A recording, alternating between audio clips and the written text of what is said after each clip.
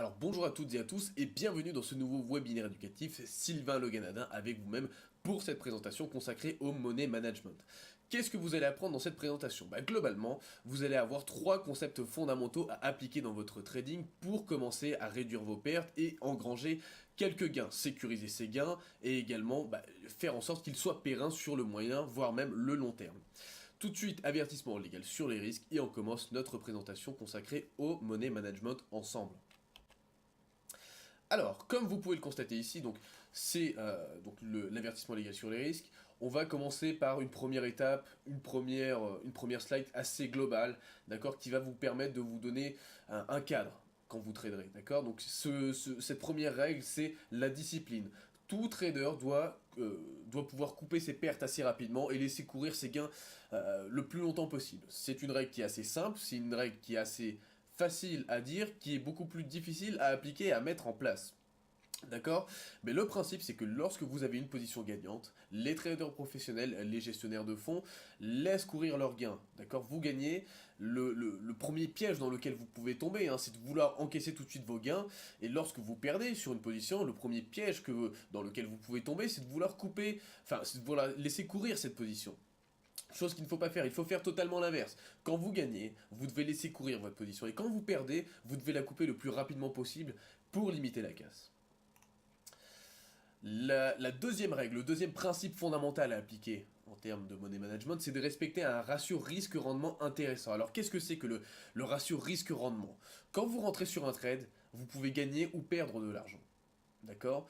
Mais le ratio risque-rendement, c'est je dois être prêt à perdre par exemple 20 euros pour en gagner 40. Je dois risquer 1 euro pour en gagner 2. Le ratio risque-rendement des traders professionnels est au minimum de 1 pour 1. Ils perdent au minimum 1 euro pour gagner 1 euro. C'est-à-dire qu'ils mettent un stop peut-être à moins 10 pips pour une limite à plus 10 pips. Mais les meilleurs traders vont chercher un ratio risque-rendement de 1 pour 2, voire de 1 pour 3. C'est-à-dire qu'ils vont risquer 10 euros pour en gagner 20, pour en gagner 30. Leur stop, ils vont le mettre à moins 10 pips pour mettre une limite à plus 20 pips, voire plus 30 pips. Ça, c'est ce qu'on appelle le risk-reward ratio, le ratio risque-rendement en français.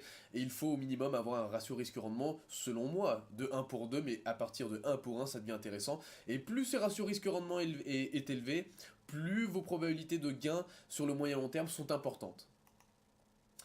Ensuite, en fonction des différents systèmes de trading que vous avez, vous devez adapter la taille de vos positions. Exemple concret, si vous êtes un scalper et que vous faites du scalping, vous aurez tendance à avoir des tailles de position assez élevées, mais des stops assez proches. Pourquoi? Parce que qui dit grosse position dit forcément grosse perte ou gros gain sur des petites variations. Donc quand vous faites du scalping, le but c'est d'avoir un stop assez proche, même si votre taille de position est élevée, pour positionner également votre limite de façon rapprochée, d'accord? Donc votre stop est très proche, mais votre limite aussi, d'accord? Les horizons de temps sur lesquels vous traderez seront le M1, donc le 1 minute et le 5 minutes.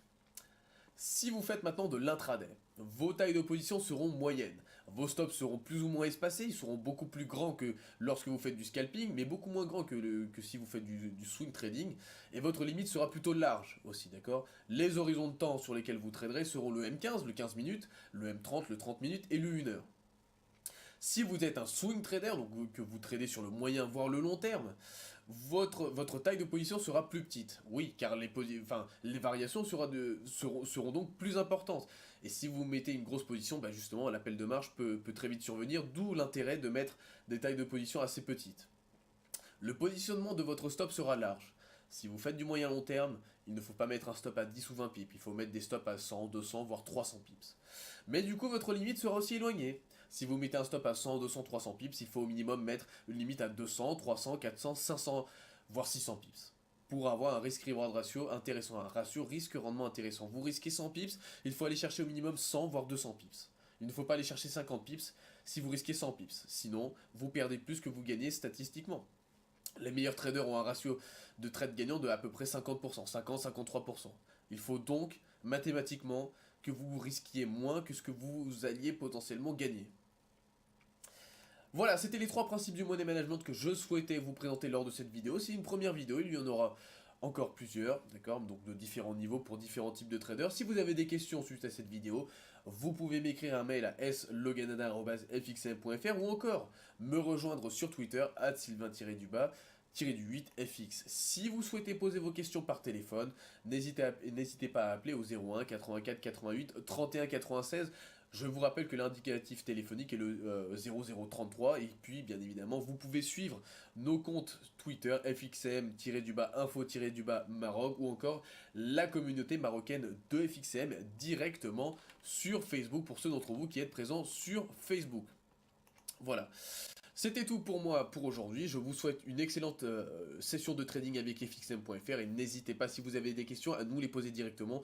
Nous sommes là pour répondre à vos questions. Vous pouvez venir nous rencontrer dans nos bureaux au 35 avenue Franklin des Roosevelt 7508 Paris ou encore par, comme je vous l'ai dit, mail ou encore Twitter, Facebook. N'hésitez pas à poser toutes vos questions. Merci à toutes et à tous. C'était Sylvain Le Ganadin pour ce webinaire consacré au money management. Je vous souhaite une excellente session de trading encore une fois avec FXM et je vous dis à très bientôt.